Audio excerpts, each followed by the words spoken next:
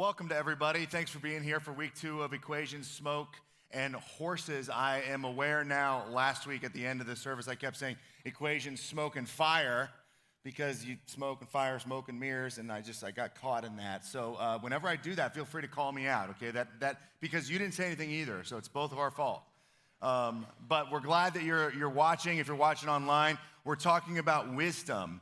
And so just to catch you guys up real quick, just to orient us for today, like John said, we are doing a reading plan, all right? So you need to get on the 514 Church app if you don't have it. And then when you look at it at the bottom, it says Bible, and you click on that, it'll say plan. And as long as you have your notifications turned on, we're notifying you to read your Bible Monday, Wednesday, Friday. We did it all last week, and we'll do it for 2 more weeks so that when you lead into today, you've read some of the texts that we're all looking at. And today, and we've just gone through as quickly as we can, 31 chapters, just parts of the 31 chapters that are in the book of Proverbs, as we're talking about wisdom. And wisdom asks the question, what kind of a world do we live in? What kind of world do we live in? And how do I live in that world? And how do I live the good life in that world? It is, in fact, a pursuit when you're pursuing wisdom or to understand wisdom, to try to live the good life, to try to figure out the way that things work so that you understand the context. One of my favorite ways to define leadership is defining reality. Here's what's really going on. So wisdom knows what's really going on and how to live inside of what's really going on. If you don't have kind of a right amount of information, the right skill, the right application, the right character or fortitude, then you are going to struggle in the world as it exists. But if you understand the way the world is, if you really figure that out to the best of your ability, then you can do well in that world. Just like if you plan a trip to Disney World, right? I mean, you can plan a trip to Disney World and it can go really bad. You can not know what trains to take, not know where to stay. You can figure all that out right when you get there, and by the time you're done, it will be exhausting. But if you know everything about it, you know where to go, you plan ahead, you have the insight, you actually get up early enough to catch the train, whatever it is, you do all the things, then you can go, we had a great time at Disney World. Now, most people are going to have fun at Disney World, whether they have a good plan or not. I digress. My point is, you can have a plan if you understand the way the world works. And so the way that we talked about this last week is we said that the Bible, the Christian Bible, it has great authors, and it has a king who worships Yahweh, who asked God for wisdom, Solomon. And so he got all this wisdom, and throughout his life, one of the things he did was collect 3 books in particular that really outline for us and shape up 3 different major sections or concepts and truths about wisdom. And so they're the 3 different books we're looking at: Proverbs, Ecclesiastes, and the book of Job. And so that's why we're calling this Equation. Equations is for Proverbs, and Ecclesiastes is smoke. All right, we're going to look at that next week, smoke. And then Job is horses. And so we said last week that it's kind of like wisdom is like 3 ladies having cocktails. And if you didn't hear this, I'll recap for us again. 3 women having cocktails: Proverbs, Ecclesiastes, and Job, all sitting at a high table together having their cocktail. Proverbs is the young, brilliant optimist. Ecclesiastes is the one that's somewhat cynical. And Job is the one that's been through it all and has peace after all of the pain. So that's one way to think about it, right? Is equations, smoke, and horses. But another way, just to give you an idea, you can kind of take Proverbs or wisdom, and you can break it up in all different kinds of ways, and you can try to understand these 3 different installments of wisdom in the Old Testament in lots of different ways. I was just thinking about it all week long, and it hit me a couple of days ago that you could do like wisdom according to Forrest Gump. Like actually the whole movie, he gives 3 different outlines of the different types of wisdom that are in the Bible. So wisdom, according to Forrest Gump, is Proverbs, stupid is as stupid does, right? Stupid is what stupid does. That's equations, right? It's just, if you do this, that's what happens. But then Ecclesiastes is, well, Mama always said life is like a box of chocolates. You never know what you're going to get, right? That's Ecclesiastes. You think you know, and then you don't know. You thought you had it, but then you didn't have it. And then Job is, and that's all I have to say about that. It's like, I think that this whole thing is a lot bigger. I've said a lot of stuff, and it's very mesmerizing, but we'll just leave it at that. And so when you look at the Bible, it's amazing how God used Solomon to help us grapple with these three big ideas so that if we dig into them deeper, we can really unpack wisdom, learn it on a level that really helps our lives every single day. What we said about wisdom is that it's not just some information. It's just not just knowing something. It's more than that. Wisdom is what made the world. The Bible teaches that God used wisdom to make the world. So we said this last week, that wisdom makes the world work because it's what made the world. So if you understand the fabric that God used to make the world is wisdom, then when you tap into that fabric, you can apply it to what you're doing. And it should translate into your world. God, you look at this world that we have, and it's beautiful, and the way it all works together, and it fits, and there's certain logical consistencies, and you just go across it and you go, okay, God used wisdom to do that. Weather patterns and animals and the way the human body works. When you look at the wisdom of that, you said that's what God used to make the world. So there is consistency. There's something I can tap into that is wisdom, and if I tap into that, then I can actually apply the same thinking and approach to life and experience the good life. A couple different analogies for wisdom just to get it, when you understand that God made the world with wisdom. Wisdom is like a blueprint. There's one way to say blueprint. Blueprint. Okay, so think about it this way.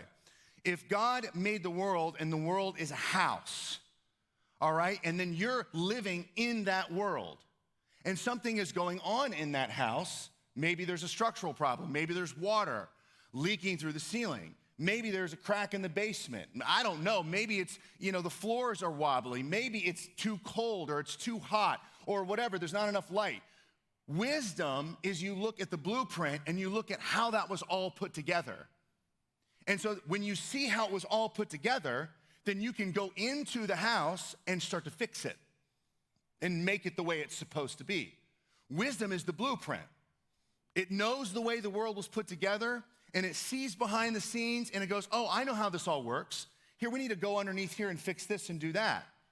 This is just conceptual. Another way to think about it is like a rug. And when you just see a rug laying on the ground, it just looks like a beautiful image that's come out of all of these very, very fine, consistent patterns. And when you zoom in on a rug, you see like the stitching is at a very fine, consistent level. There's a system to that rug. That's wisdom. The way that the world was knit together. So when you understand that wisdom is kind of like a system that God put in place to make the world. So when you understand that, oh, that's the way that was woven together by God, then you understand, okay, I can apply that conceptually to the world that I'm living in. This is the way the world might work. Or another one is that it's like the grain of wood. It's just the way that the world goes. Wisdom is kind of like, this is how God did things, and this is more specific, a little bit more specific to Proverbs. This is the way the world works when you look at wood and there's a grain of that wood. And if you try to go against that grain or across that grain, it's very difficult. I know this because recently I cut down like 10 trees in my backyard. I'm not like Paul Bunyan or whatever, but like they were like that thick. So I got like a 1 foot chainsaw. And like I learned the grain of the wood. I mean, if you go against the grain, it's like 4 times harder to cut down the tree. But if you find it and you go with it, it's like it just cuts right through it. Now, I'm sure there's other reasons that happens, and I don't know what they are. But I'm telling you that if you would find a certain rhythm and find a way to go with the way that the tree was kind of put together on the inside, then that job became a lot easier.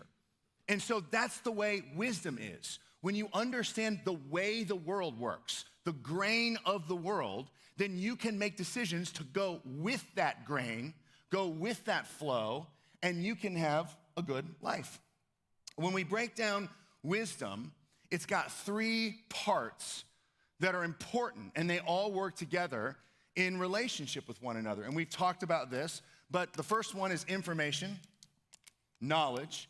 You have to know things. And the scriptures talk about growing in knowledge, growing in the knowledge of God, learning and seeking understanding.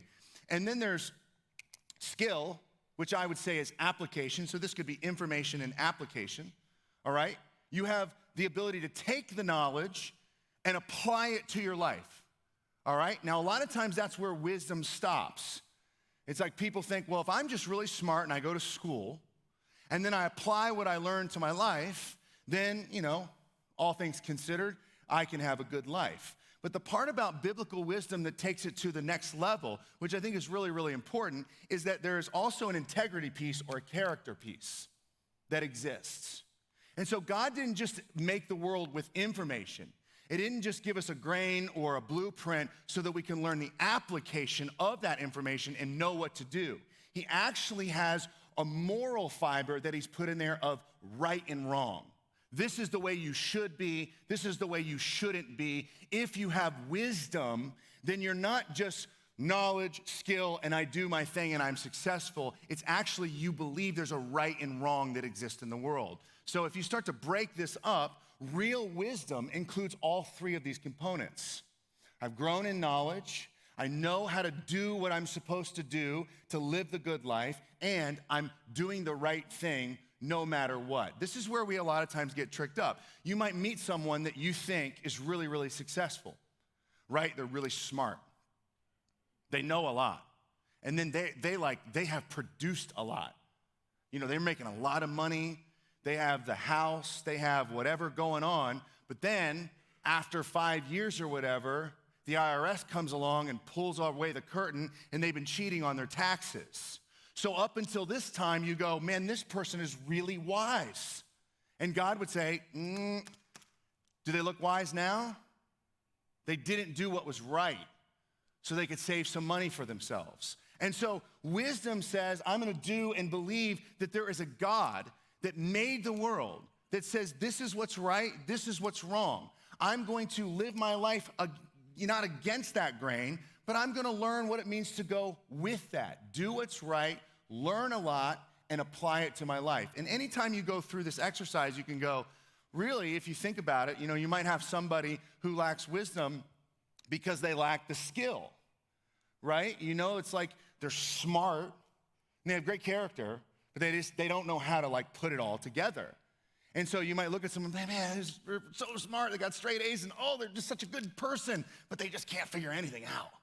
They just keep making bad decisions. They're not connecting the dots between knowing what's right, knowing what the right information, and then living the life as a result of that. And so again, seeking wisdom is seeking all three of these things.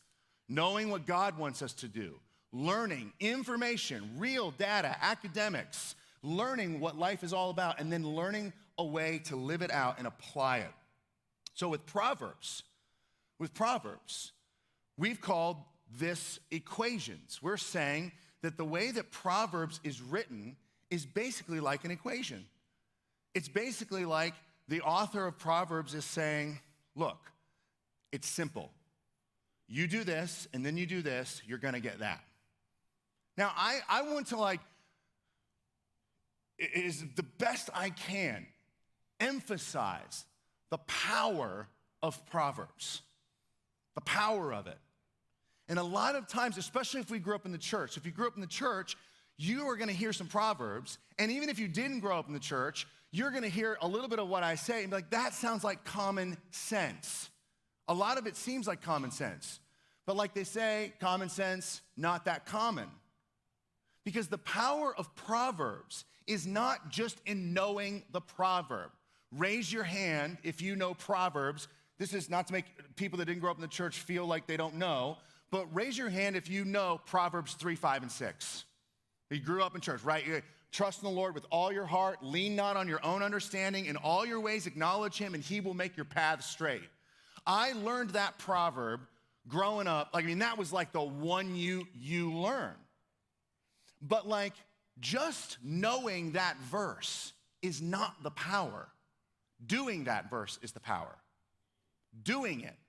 Actually making daily decisions to trust God. And not just trusting God I'm putting my faith in you and I'm gonna get saved and I believe you've forgiven me. But to do life wisely. To go with the grain, the system, the blueprint of the world. Proverbs is saying life is more simple in the way it works, and if you work it, it will work for you, but if you don't, you're gonna get yourself in trouble. So you can't just know it, you've gotta do it. You wanna trust in God? Actually do the things that are written in the latter half of this book. Actually do them. And so what I want you to do as we look at Proverbs and we look at them as equations, I want you to do some real self-examination and go, what problems do I have in my life? Really, where are the problems in your life? And then reverse engineer that problem back to a proverb that if you would have done something differently, maybe that problem wouldn't be as big as it is. Because typically, your problems are a result of things that you and I are doing wrong. Now, that's not always the case. And there's other books that will talk about how there are things that have nothing to do with what we did wrong that cause problems for us. But the book of Proverbs says, no. The book of Proverbs kind of talks like this. Nobody cares, work harder. That's what she would say. Nobody cares, work harder. Oh, you got a problem? Get up earlier. Oh, you got a problem? Shut your mouth. Oh, you're having trouble with that? Save more money. And you may go, man, geez, well, I thought faith was just about trusting God. Trusting God means shut your mouth. And so a lot of people that look at the Christian life, they often think I'm just gonna trust in the Lord, which means I'm gonna pray. Praying's awesome, you gotta pray. Pray, man, that's the thing that gets you in the right mindset to be the right human that you're supposed to be, worship and your mind change and focus on God and humility. Prayer's awesome. But if you're just I'm gonna pray, and then you're having trouble and you're God, show up tomorrow. He's I showed up 4,000 years ago when I wrote Proverbs, and you should read it and do it. You should read it and do it. Then come to me and we can have an existential conversation when you read the book of Job. But Proverbs says, no, this is you. Your responsibility is to live out the Proverbs.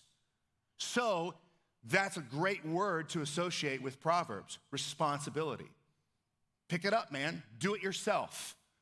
God gave you hands, he gave you feet, he gave you ears, he gave you a mouth, he gave you eyes, he gave you wind, he gave you everything he's given you, and you get to do what you want to do with it. And he says, I made the world, do it my way, and you will live the good life.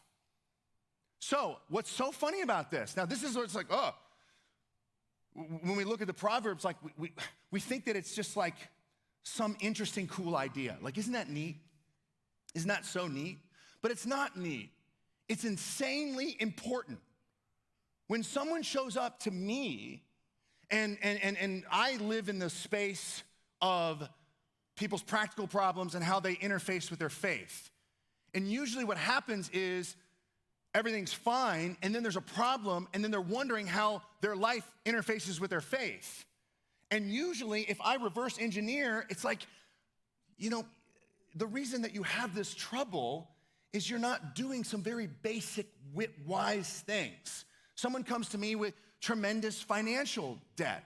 And there's all kinds of reasons that someone can have financial debt. All kinds. Some of them aren't your fault. Some of you can get strapped with financial, whatever. But Proverbs would say, if you don't have any money at the end of the month, and I've had this happen in church. I've had people come to me and say, I can't afford this. And then I say, well, let's have a conversation about what you're spending on all the time. And they spend a bunch of money on stuff they don't need. And then they come to me and say, I can't afford what I need. Now you go, it's the pastor's supposed to have compassion for that and help them. But the book of Proverbs would say, hey, stupid is as stupid does.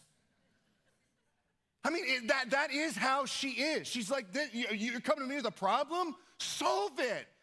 Cut out all that spending, save your money, stop living there, get rid of that car. This is what the book of Proverbs would say. Kids show up, I want to go to school, and I want to go buy this, and I want to do all this. Hey, you can't. You can't yet. You got to start somewhere. So Proverbs is really practical. But here is the part, so much power in this.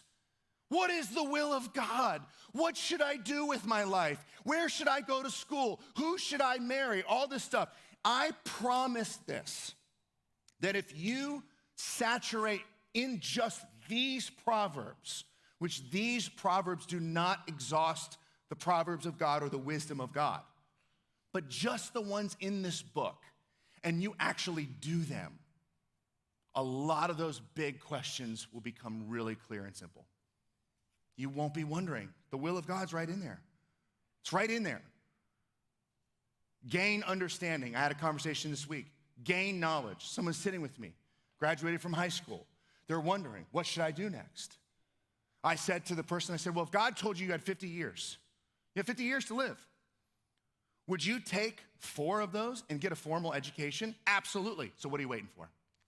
Now listen, I understand the ROI on college. I get that conversation that it's expensive. I understand that. Generally speaking, go get a degree. That's what she would say. Go learn, go become a better version of yourself. Go sit with professors who are really smart. Let them teach you things that you didn't know. Stretch your mind. Stay up till 4 a.m. having arguments with people your age. Talk to professors. Learn all the time. Grow. Get better. Imagine the kind of person you could be in 4 years after a formal education. That's Proverbs. Now, you all consider, well, that doesn't apply to me. And what about Cameron Mitchell? He didn't even go to college. He didn't even graduate from high school. I don't know I think he graduated from high school. But whatever. And you can live your whole life with the exception. Proverb knows the rule. Get a degree. Learn. Chase it down. Okay, I digress. I went way too long on these sections. It's not wise. So here's the thing this is the thing that's so great about Proverbs, is that as intense as it is, it lives with the other ideas of wisdom in the peripheral. It lives with smoke. It lives with horses. And so, Proverbs, if I'm standing next to Proverbs and she's sitting there with her cocktail and she says, do this, then I would say this to qualify her certainty around the equations part of Proverbs. She would say, it's this. This always works this way. And I would say, Proverbs are probabilities, not promises. So I would say, she's basically right. Yep, she's right. It's like, well, will it always be that way? No, but if you have $100 and you're gonna bet, you should always bet on Proverbs. You should always go with it. It's probably the way that it's gonna work out. You shouldn't live your life going against it and going for the 100 to 1 shot. You should not bet your life on the 100 to 1 shot. You should go with Proverbs. But they're not promises. They're probabilities. They're equations. And so this is the thing that's great about Proverbs and we're going to look at them together, is the way that they're written is with these kind of 2 pieces that equal something. And so what we look at in the Proverbs when we read through one of the lines is kind of what we want or what we don't want. To have a healthy, happy life for the rest of your days. You're like, that's 4. I want that. To have great friendships, to stop a quarrel, to live a righteous and happy life, right? Whatever it is, to gain knowledge. We're like, I want knowledge. I want a good relationship. I want my business to be successful. So 4 is kind of in there. And then basically it's like these 2 things are how you get there or you don't. So we know that the answer is 4. And so Proverbs says it's some combination of that every time.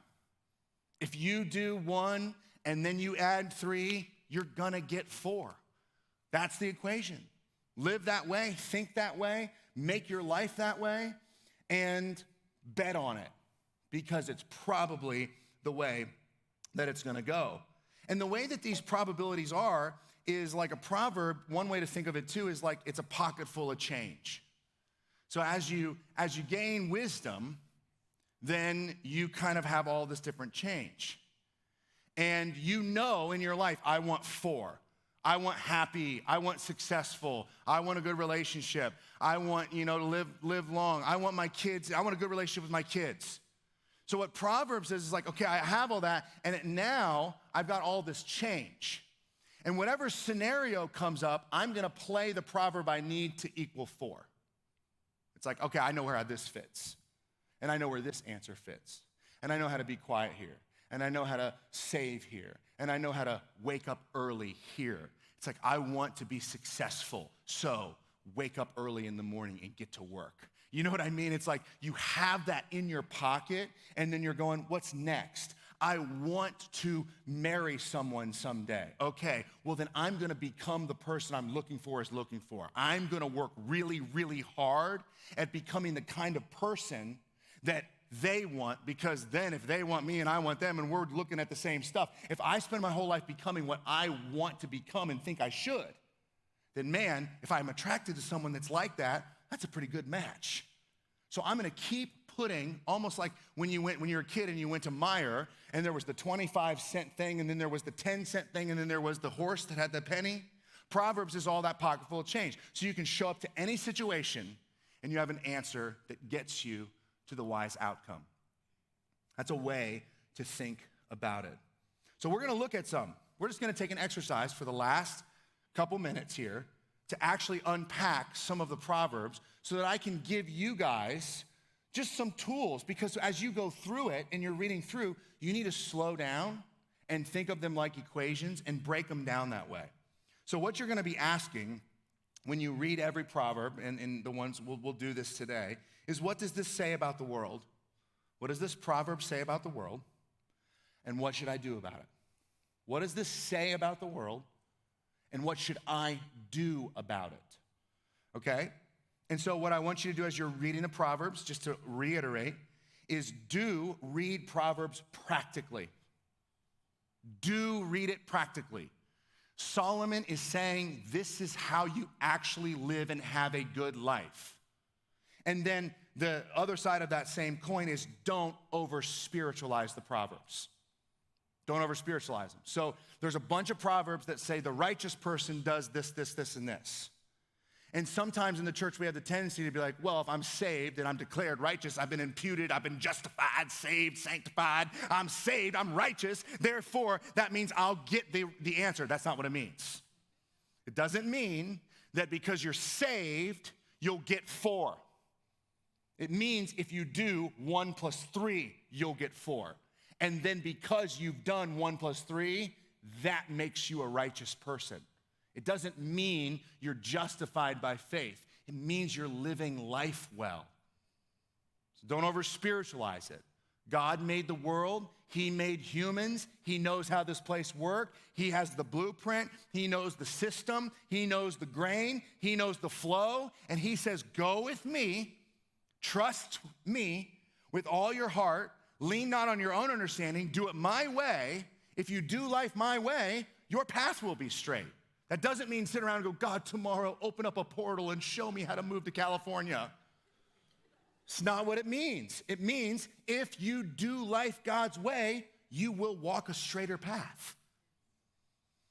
So when we look at the book of Proverbs, it's broken up into 2 sections. Chapters 1 through 9 is about what Proverbs is. And that's where we're talking about Proverbs 3, 5, and 6, because in that there's these speeches. Here's what it is. If you do things God's way, then your path will be made straight. Another one is this. This is so great, and this is one of those don't over-spiritualize it. It's really important. This is Proverbs 2:7. He says this, he holds success in store for the upright. He holds success in store for the upright. The author's hinting at morality. Live upright. It's part of success. He is a shield to those whose walk is blameless. Isn't that interesting? He's a shield to the blameless. So what he's saying is, your job is to be blameless. And when you are blameless, that's a shield for you in life. Now, that's true. You know, the innocent are as bold as a lion, and the guilty run in fear when no one's looking. When you're blameless, man, you're walking, and that actually is the creation of the shield. You live right, and things go better. That's what it's saying. He's not saying, like, if you're saved and you walk, he will be a shield to you no matter what you do. He's saying, do right things, and those right things in the world that I made become somewhat of a shield for you. They protect you. They look out for you. All right, so Proverbs, it addresses all kinds of topics. These are not all of them, but this is some of them. Life in general, work, using your mouth, knowledge, wicked people, good people, relationships, character, and judgment. We're gonna look at like 5 of them right now. And we're gonna do this exercise together. What is it saying about the world? And what should I do? So we're gonna look at the first one. We're gonna look at the category of life. This says this about life in general. Plans fail for lack of counsel, but with many advisors, they succeed. Plans fail for lack of counsel, but with many advisors, they succeed. What does this say about the world? This says that all of us have plans. We all have plans.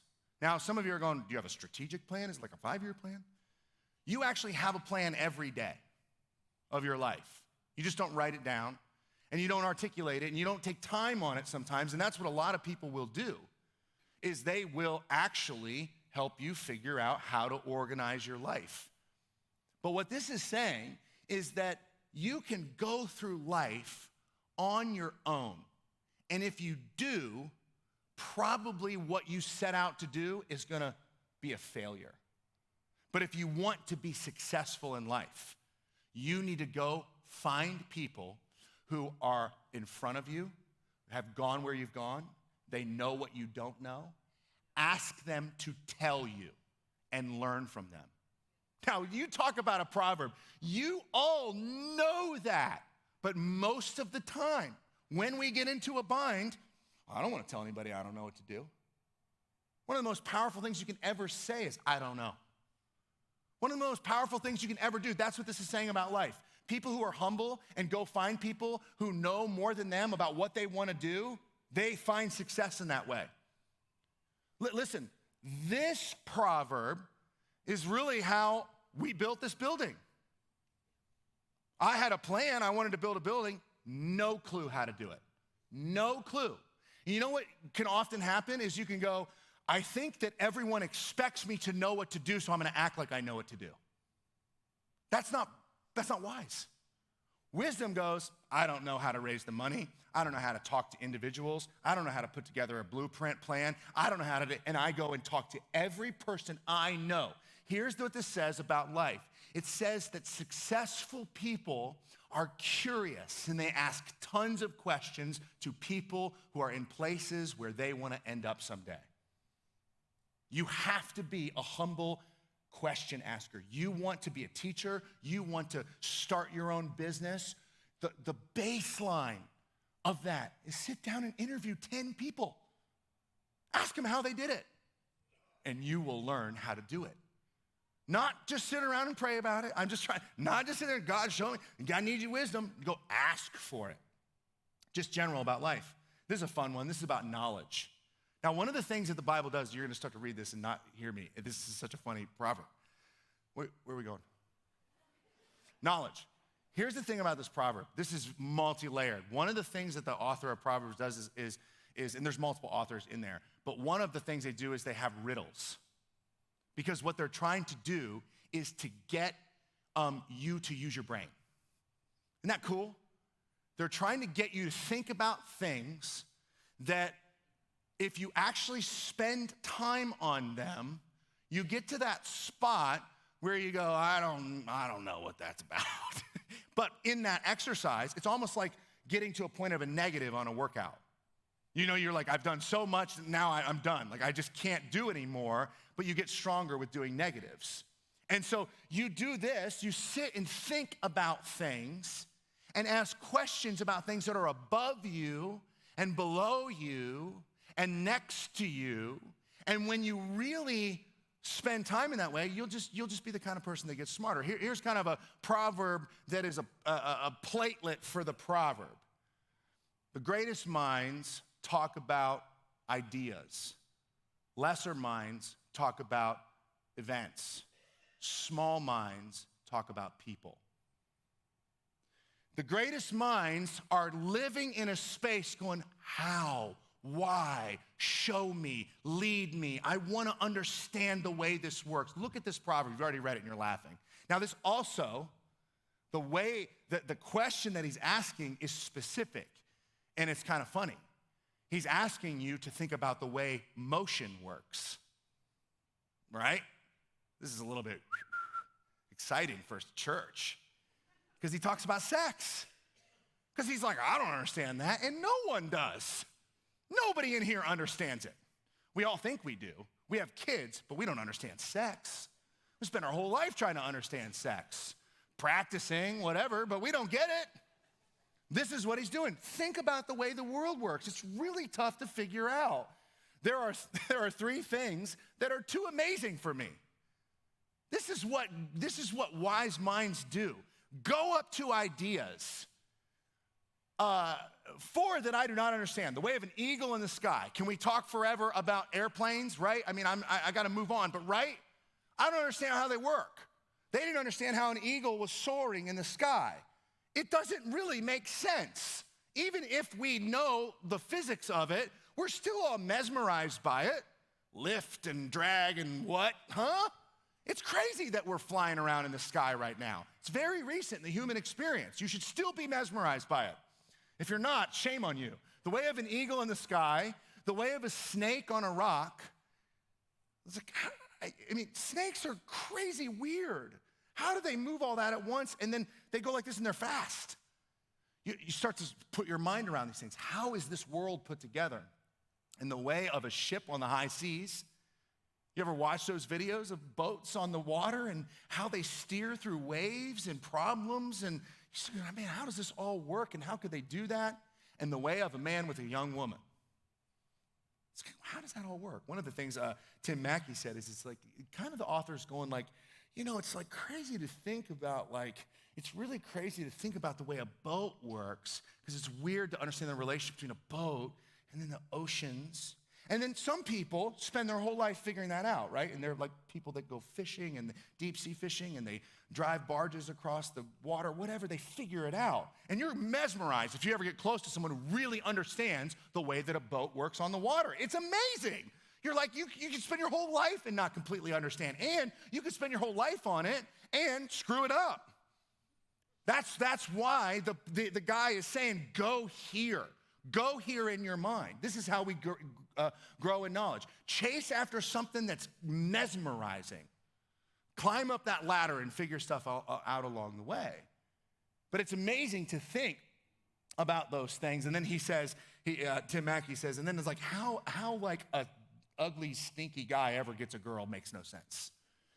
And it's just true, right? It's like, how do we ever spend time with girls and talk to them? We don't even know. It's mesmerizing. You know, it's like college kids can't figure it out. Nobody can figure it out. Knowledge. Here's one, work. Talk about work. This is great. This is so equations. Where there are no oxen, the manger is empty. Where there are no oxen, the manger is empty. But from the strength of an ox come abundant harvests. So what's he saying?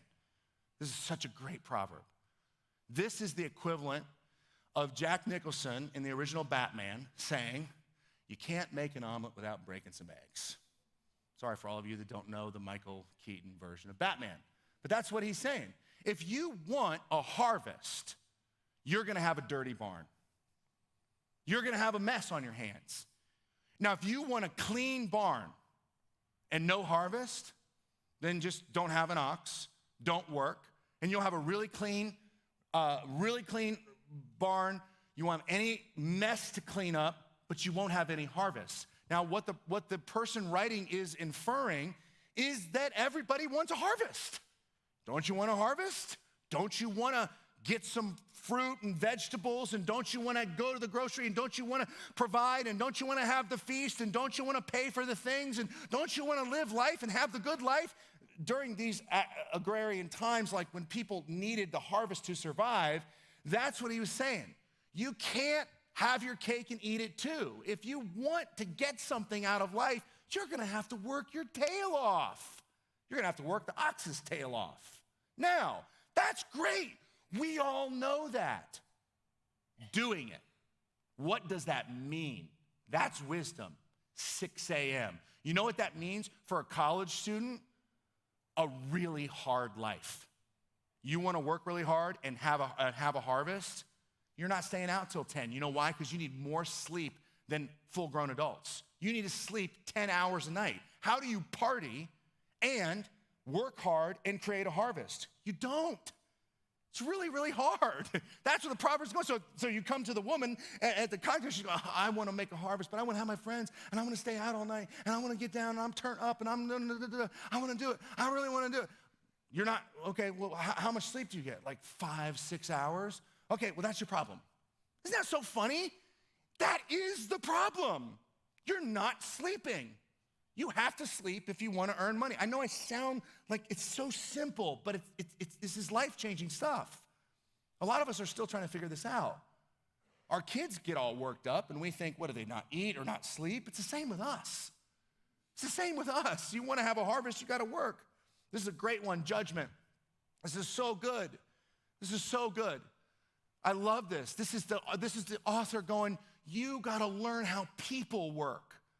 This part of wisdom, you got to figure out people. You got to become someone who knows how to read people. Do not answer a fool according to his folly, or you yourself will be just like him. Then the next line, answer a fool according to his folly.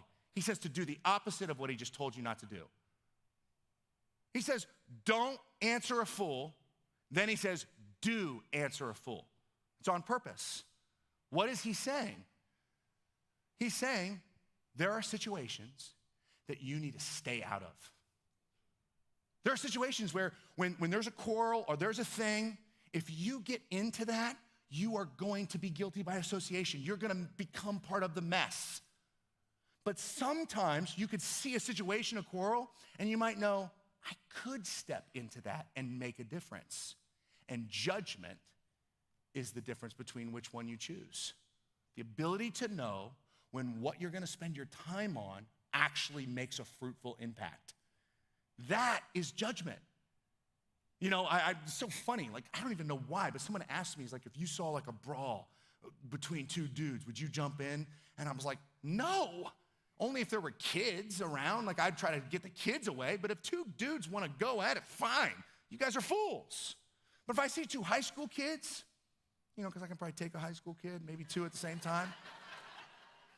I'm not lying. I'm not lying. I'm serious. That's my judgment. I'm not going to go into two dudes that are, you know, packing or whatever, and they got boots and they're whatever at a bar. I'm not going to do that. Two high school kids, man, that, you know, come on, stop. I can get in there. I'll take a punch. I'll take 4. Let's go. Real judgment. That's what you have to be able to judge. If you walk into OSU Stadium and there's a bunch of dudes, you walk into that, you're probably going to get in a fight. If you've had a Miller Lite or 2 or whatever, you better step away. Judgment, that's wisdom, doing it. Speaking, oh my gosh, I'm going long. This is the most important one. Speaking. This is the one that the book probably talks about more than anything else. And do you know why? You know why the author talks about speaking more than anything else? Because talking is probably the most dangerous thing that people do. Talking. What we say and what we don't say. You could probably link any major problem that you're having to something that you said or they said. Probably. So the power of the tongue. Now, wisdom is what made the world. God says Jesus Christ spoke the world into existence. So words are powerful. They make worlds. They also destroy people. They're like an ocean. If they're not kept at bay, they can destroy anything in its way. But when it's kind of kept the way it ought to be, it's mesmerizing and powerful. That's what speaking is like. So fools find no pleasure in understanding, but delight in airing their own opinions. This is my Twitter proverb for like the past 3 years. You do not have to share your opinion. You don't. You should have them, and you should share them with very few people. And the moment that you jump into the Twitter cesspool of airing out your opinions, most of the time, you're a fool. Most of the time. Because what does a wise person do? Instead of just saying what they think, they try to understand what's going on in the world. You see, a wise person knows, I don't know. I have an opinion. I don't want to put my opinion out there and then suddenly get labeled and put in this category and I say this and everybody thinks I think this. I want to step back, listen. I'm going to listen. Fools say the first thing on their mind. It's true. Practice it. Just practice that. Don't air your opinion. Here's a great test. Next family gathering, next friend, all the hot topics. You guys can name them. Figure out your opinions. Gun laws, gas prices, inflation, the war, all of it. Y'all got opinions. Social media, Elon Musk, whatever, Mars, any of it. You got an opinion on it, all right? Next time you are in safe company, don't share your opinion. Don't. Say nothing. Even if someone asks you 3 times, say, I'm still trying to figure it out. See what that does for the conversation. You know what it will be like? Refreshing dew in the morning on grass. That's the truth. That's what it feels. So nice. What a beautiful day. There's the sun. Life has just sprung because someone kept their mouth shut. I'm telling you, that's why they talk about this. Look at this next one. I did 3 on this. Without wood, a fire goes out. Without a gossip, a quarrel but dies down. That couldn't be more true. You spend your time talking about people. Here's what you're doing. Adding to the fire of destruction in people's lives. It's a forest fire. Your mind is on people, talking about what they did, those people and those kinds and that thing, and you run your mouth, and then you take it down to just your family. You talk bad about your family behind their back, you're just causing a problem. And if you take fire and you want to take it go down, if you have any type of quarrel in your life, it's like burning, stop talking. See what happens. One more on speaking, because there's so many. A gossip betrays a confidence, so avoid anyone who talks too much. You are like, well, then I'm getting up and leaving right now. This is hard for me. I'm like a professional talker. But really, that's not what this is getting at. It's not someone that puts their words together and tries to instruct. This is someone who talks with no aim. They talk with no aim. You can know that if someone in your world is talking with no aim, you can just slowly leave that scenario and your life will improve dramatically. One more on character. This is so great, and this is kind of the bedrock. Blessed is the one who always trembles before God, but whoever hardens their heart falls into trouble. Isn't that interesting? So much of doing the right thing is your heart towards God. So much of doing the right thing is your heart towards God. You fall before God. God, thank you. I need you. I need wisdom. I want to know what to do. I want to understand how to live. And what does that offer you? The beginning of growth in life. There's a proverb that says the beginning of wisdom is the fear of the Lord, but in the early chapters of Proverbs, it says this about how to get wisdom. The beginning of wisdom is this: get wisdom. Go and get it. So I just want to encourage you all. I hope that you hear this and you're like, man, there's so many things that can get better. There's so much that can improve. There's so much that I can learn. There's so much skill about life and the way it works. I want to know it. I want the blueprint. Seek after it. Read the book. A lot of people in the church sometimes think that the church isn't a self-help book or that the Bible's not a self-help book. Can I tell you there's not anything further from the truth? God wants to help you. So it helps you. That's self-help. You know you're allowed to go to God and say, God, my ever-present Lord, who I need and who will help me and give me protection in my time of need. Help me. There's a proverb that says the name of the Lord is like a strong tower. The righteous run into it and are saved. Run to the Lord. Gain wisdom. Go get it. Start reading the Proverbs. Read books and just saturate your mind with this idea. I need more. I want to know more. I want to understand how to do life better. I want God's instructions on every plan I have. And see what happens. Proverbs, equations. Next week, we're going to look at smoke. We're going to actually have some smoke in here too. So we'll see you then. Let me pray for you guys. God, thank you so much that we have a relationship with the God who put all of this together. And so as we lean into you, we can see through and understand and grow, become more like you. And as we talked about, God, that all of this is so that we can be a part of the transformation that needs to take place to make this world a more beautiful place, to live lives that really have fruit and bring you honor and praise.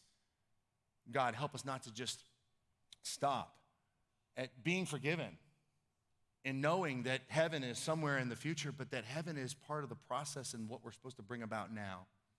And give us the wisdom that we need to make life what it ought to be. In Jesus' name, amen. Love you guys. We'll see you next week. Come back. Hey everyone, we are so glad that you hung out with us today. We would love to connect with you. We'd love to pray for you. We'd love to hear from you. So please text hi to the number on the screen, and we can't wait to see you soon.